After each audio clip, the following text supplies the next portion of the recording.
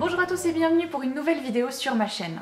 Dernièrement sur Instagram, je vous avais proposé une foire aux questions et vous avez été super nombreux à me poser vos questions. Donc j'ai laissé le post en mode éphémère parce que je m'attendais pas à avoir autant de questions. Merci beaucoup à vous de m'avoir posé vos questions du coup. À la base, je voulais pas faire de présélection, hein.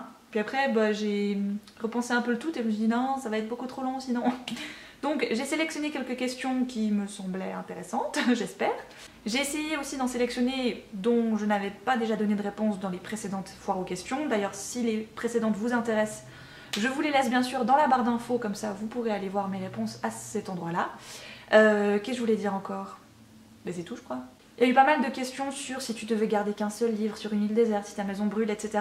Alors ça, c'est pas des questions auxquelles je réponds malheureusement. Ben, c'est pas que je les trouve pas pertinentes, c'est juste que j'arrive pas à choisir de livres comme ça. Donc voilà, je vous réponds aux personnes qui m'ont posé cette question.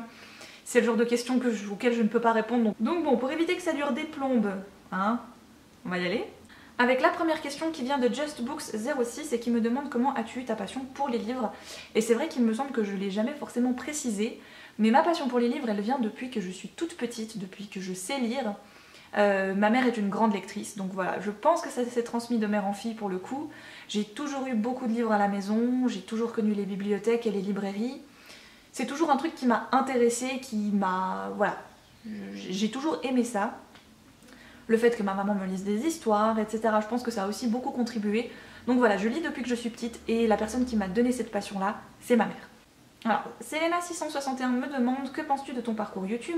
Penses-tu continuer encore longtemps, genre dans 5-10 ans?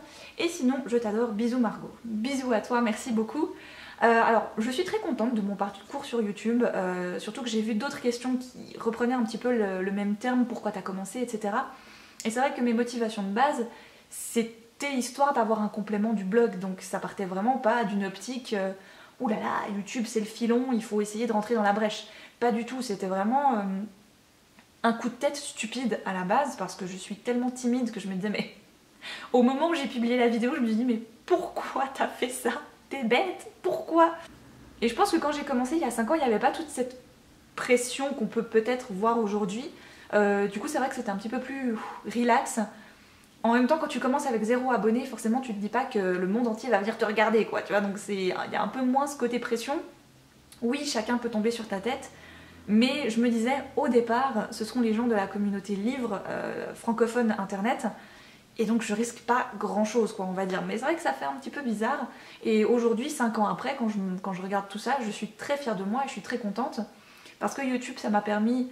déjà de partager d'une manière différente mes coups de cœur et mes avis littéraires, autrement que sur le blog, que je continue à garder d'ailleurs. Mais d'un autre côté aussi personnel, ça m'a permis de sortir de ma coquille, ça m'a permis de relever la tête, d'être un peu plus... voilà, avoir plus confiance en moi, et ça c'était pas gagné au départ, parce que je suis terriblement renfermée sur moi-même. Et voilà, donc c'est clair que pour moi ça m'a aidée, donc rien que pour ça je suis fière de mon parcours sur YouTube. Ensuite, est-ce que je me vois continuer encore 5-10 ans? Ben oui, si c'est toujours possible, si ça continue de me plaire, bien sûr, voilà, c'est le jour où ça arrêtera de me plaire et que je le ferai par contrainte, c'est que ça sera mauvais, donc stop, là il faut arrêter, il faut mettre le haut là, mais pour l'instant j'adore ça, donc pourquoi j'arrêterais un truc que j'adore? Donc voilà, c'est vraiment quelque chose qui me passionne, qui me plaît, je me suis aussi beaucoup investie dedans, donc forcément que je me verrais mal arrêter du jour au lendemain, mais si ça devait arriver, eh ben, tant pis, et tant mieux peut-être. Alors Aimless me demande comment faire face et rester motivée face aux commentaires négatifs. C'est la principale raison pour laquelle je n'ose pas me lancer. Alors je te rassure, moi aussi c'est un truc qui me faisait très peur et qui me fait toujours peur aujourd'hui. C'est quand je publie une vidéo et qu'on va voir ses premiers commentaires ou les commentaires bêtement. Il y a toujours la petite crainte du « j'ai peut-être dit une connerie » ou « il y a peut-être quelqu'un qui sera pas d'accord avec moi. Qu'est-ce que cette personne va dire ?» Et je vous avoue que je suis quelqu'un de très anxieuse justement et je psychote beaucoup sur beaucoup de choses. Et forcément quand je vois un commentaire négatif ou un petit peu trop sec, un petit peu trop dur, j'ai tendance à le ruminer et à le garder en moi et ça travaille beaucoup. Et souvent bien sûr ce que je fais c'est que j'en parle à Vincent, j'en parle aux copines pour essayer de faire sortir en fait un peu cette pression là. Et voilà, souvent on me répète la même chose et j'essaye beaucoup de me le répéter à moi toute seule ensuite. C'est pour un commentaire méchant, t'en as 50, voire 100, voire 200 qui seront gentils. Donc concentre-toi plus facilement sur les gentils et les personnes qui vont t'encourager et qui sont d'accord avec toi, ou même pas d'accord, hein. Pour moi c'est pas Moi ce que j'aime pas comme commentaire négatif, on va dire, c'est le troll. Hein, c'est celui qui en a rien à foutre de tes vidéos, qui est juste là pour mettre une connerie quoi en gros, et qui espère t'atteindre. Et moi le troll maintenant, je le supprime même pas, souvent j'en rigole et voilà, je le balaie. Après les personnes qui mettent des commentaires négatifs, c'est pas forcément qu'elles sont contre toi. Il faut voir, moi je vois ça d'abord comme un échange. Souvent après malheureusement ça peut mal tourner. J'ai eu des commentaires où ça a mal tourné juste parce que t'es pas d'accord avec moi, la personne me le dit en commentaire, moi j'ai juste envie qu'on en discute. Mais la personne, elle, campe tellement sur ses positions, sur comme quoi elle a raison, que ça dégénère. Et moi c'est là où ça va commencer à m'affecter, c'est que je ne comprends pas que quelqu'un vienne me mettre un commentaire sous ma vidéo en me disant moi j'ai raison, et que moi ensuite j'arrive juste pour dire ok mais enfin on peut peut-être en discuter etc, et que là tout d'un coup je sens la personne se braque et veut juste plus en discuter, genre non toi t'es conne c'est moi qui ai raison, alors que enfin moi je voulais juste discuter vu que t'as laissé un commentaire sous ma vidéo. Mais je te rassure sincèrement, lance-toi juste pour le fun, juste pour le côté positif de la chose. Bien sûr que des commentaires négatifs il y en aura, mais il y en a tout le temps, ça il faut s'y faire, que t'aies un blog ou pas. Enfin, tu peux publier un statut sur Facebook et t'auras des commentaires négatifs. Enfin, aujourd'hui sur internet, et malheureusement j'ai beaucoup de mal avec cette politique internet, où voilà, chacun peut dire ce qu'il veut, et malheureusement, pour l'instant en tout cas, il faut vivre avec. Alors, Melancholy Stars me demande quel roman conseillerais-tu à tout le monde pour son message ou autre chose. Alors le roman, c'est pas vraiment un roman, mais le livre que je conseillerais vraiment, mais vraiment à tout le monde, c'est Conversation avec Dieu de Neale Donald Walsch. C'est un livre qui se découpe en 3 tomes dans les J'ai lu Aventures secrètes. Personnellement j'ai une intégrale. Voilà, même si on n'est pas croyant au départ, ça parle pas de Dieu forcément, ça parle juste de religion et de croyances en tout genre. Donc on peut être complètement athée, croyant pour telle ou telle religion, on va se sentir concerné et on va pouvoir prendre et piquer ce qui nous intéresse. C'est un livre qui au départ, j'avais pas envie de le lire à cause de son titre, parce que personnellement, moi en Dieu, j'y crois pas. J'ai d'autres croyances ou alors j'ai d'autres idées. Par la suite, quand on a continué à m'en parler et que je m'y suis mise, j'ai vu pourquoi ce livre était à mettre entre toutes les mains. C'est vraiment une conversation très, très posée, très calme entre 2 personnes finalement. Et l'un va poser des questions toutes bêtes sur l'humanité, sur lui-même, sur ce qui l'entoure, et l'autre va lui apporter des réponses tellement simples. Et quand on voit toutes les horreurs qui se passent aujourd'hui dans le monde, particulièrement aujourd'hui, on se dit mais gratos, allez-y, donnez-le à tout le monde quoi. C'est un livre qui apporte tellement ce message positif que j'aime, que voilà, je comprends pas qu'il y ait des gens qui ont envie de faire l'inverse. Alors, Noémie PVST me demande que penses-tu de la polémique sur le casting de Harry Potter and the Cursed Child, notez l'accent parfait, notamment de la nouvelle Hermione. Comptes-tu acheter le livre? Alors oui, je compte acheter le livre, bien sûr parce que je suis une Potterhead, donc voilà. Il y avait quelqu'un d'autre qui me demandait d'ailleurs si j'avais pas peur d'être déçue, et oui bien sûr que j'ai une crainte, parce que pour moi c'est bon, on pouvait s'arrêter à Harry Potter et les reliques de la mort. Point. Arrêtons, faisons autre chose. J.K. Rowling, je pense qu'elle a tellement un univers foisonnant dans la tête qu'elle peut largement partir vers d'autres horizons. Et limite, pourquoi pas rester dans ce monde-là, mais peut-être laisser Harry et ses copains tranquilles et de poursuivre avec d'autres personnages qu'on n'a jamais vus, mais qu'on va trouver un lien, enfin un truc quoi. Donc voilà, je vais l'acheter, je vais le lire parce que je veux me faire ma propre idée dessus. Maintenant, en ce qui concerne la Hermione noire qui sera dans la pièce de théâtre, personnellement, j'ai pas été choquée plus que ça. Alors pourquoi? Parce que quand j'ai commencé à lire les Harry Potter, oui, dans ma tête Hermione était blanche, bon, parce que moi je suis blanche, je pense que c'était surtout dû à ça. Maintenant assez rapidement, pendant mes lectures et même après, même maintenant, j'ai cherché souvent des fan art de Harry Potter, et dans beaucoup de fan art, Hermione est dessinée comme un personnage métis, voire noir, avec des cheveux très très denses, très bouclés, et que du coup ça m'a jamais choquée de la voir comme ça, quoi. Ça m'a vraiment jamais... voilà. Alors c'est sûr, pendant 8 films, on nous a donné une Hermione blanche. Mais ils auraient pu faire l'inverse, et du coup choisir une Hermione blanche pour la pièce de théâtre, alors qu'on avait eu une Hermione black pendant 8 films. Du moment que l'actrice qui va jouer Hermione l'incarne bien, parfaitement, comme a pu le faire une Emma Watson, ben oui, pourquoi pas, moi, enfin, voilà, c'est un personnage, c'est pas un personnage historique qui a vraiment existé, c'est pas comme si demain Martin Luther King était blanc, quoi. Enfin, moi ça me choque pas plus que ça reste de la fiction, et donc oui, on peut réadapter un truc. Alors, Mary Middle me demande tes moments et situations préférées pour lire. Le matin, j'aime beaucoup lire dès le matin, alors dès le réveil, je me pose avec ma tasse de thé, mon petit déj et je bouquine. J'adore ces moments-là. Sinon, ce sera plus facilement vers la fin de journée.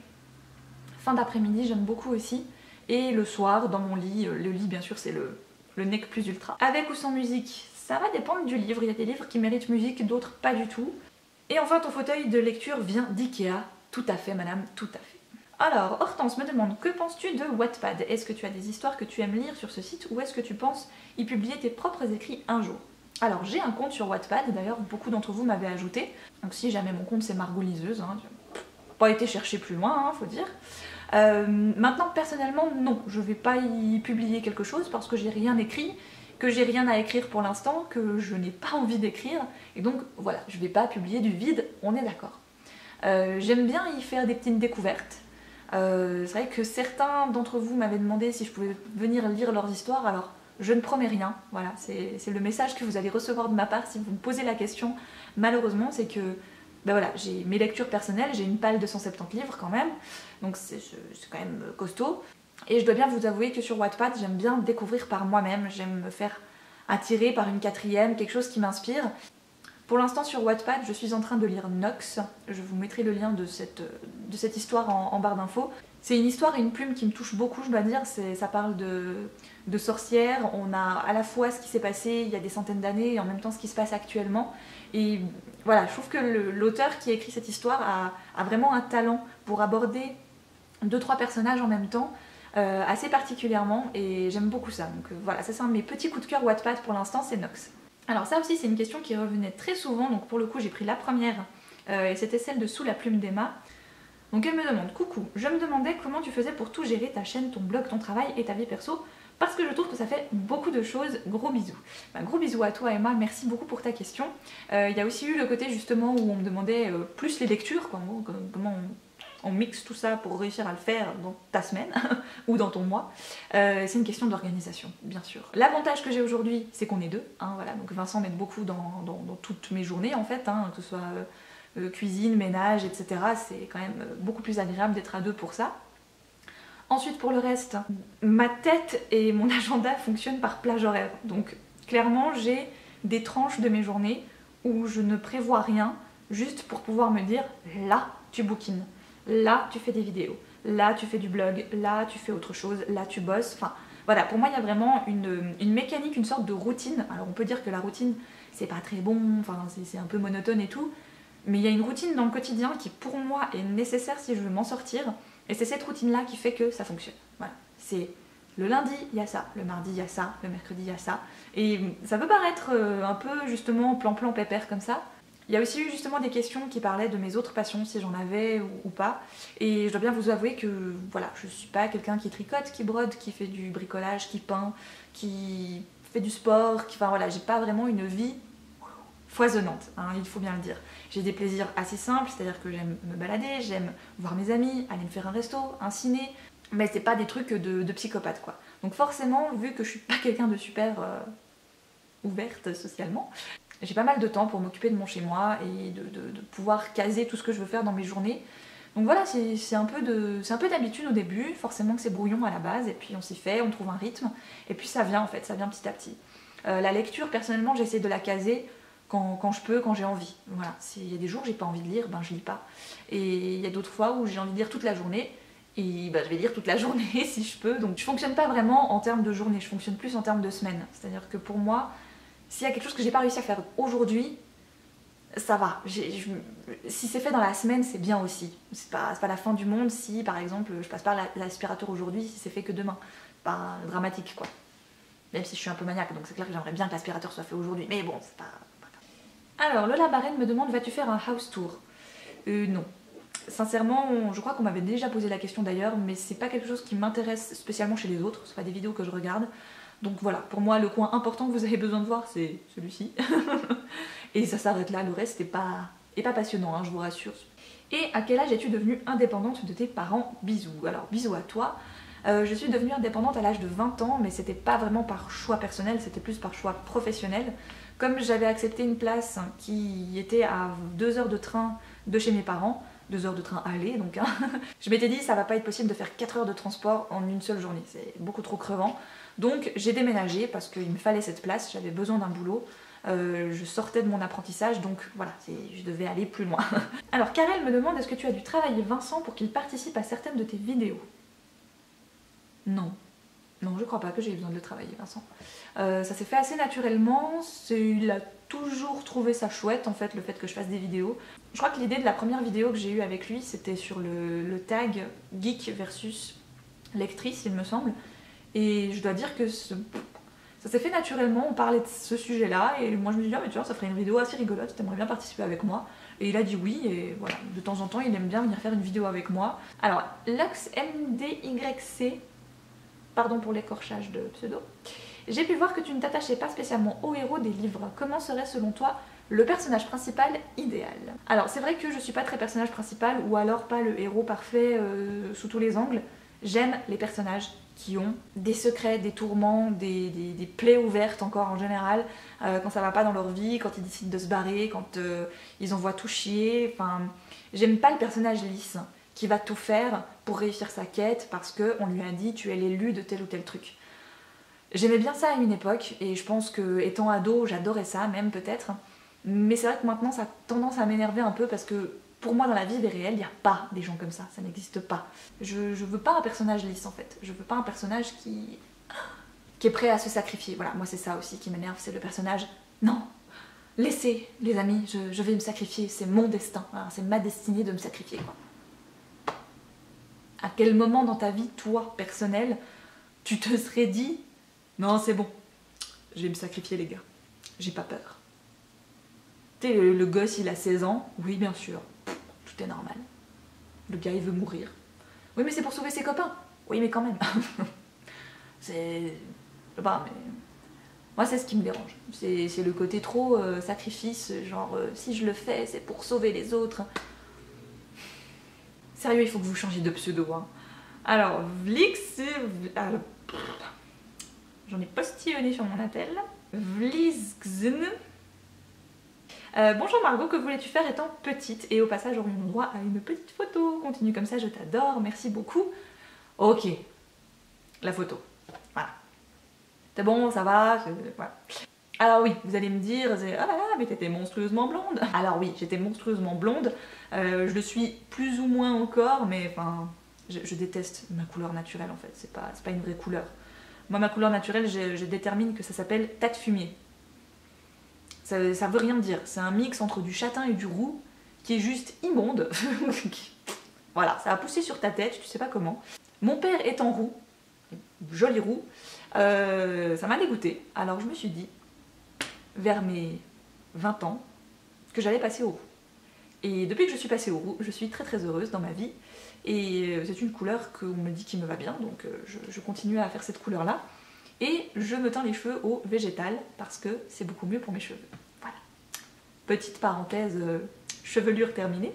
Mais il y a eu des questions sur le quand est-ce que tu as adopté le roux, pourquoi choisir le roux, pour reconnaissance paternelle.